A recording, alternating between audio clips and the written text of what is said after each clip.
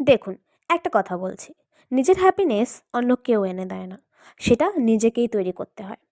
কার সঙ্গে কতটা দূরত্ব রাখবো, কাকে কতটা সময় দেব, এই বাউন্ডারিজ নিজেকেই সেট করতে হবে।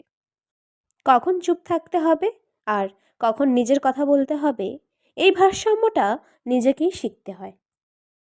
আর এগুলো ঘরে বসে শেখা যায় না, এর জন্য রাস্তায় নামতে হবে।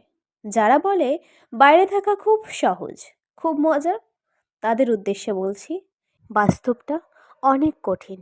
বাস্তবে প্রতিটা সিদ্ধান্ত তোমাকে নিজেকেই নিতে হবে, নিজের জন্য নিজেকেই লড়াই করতে হবে। সবসময়ের এই চুলবুলি হাসির পেছনে লুকিয়ে থাকে অনেক না বলা কষ্ট। Not every smile tells the full story.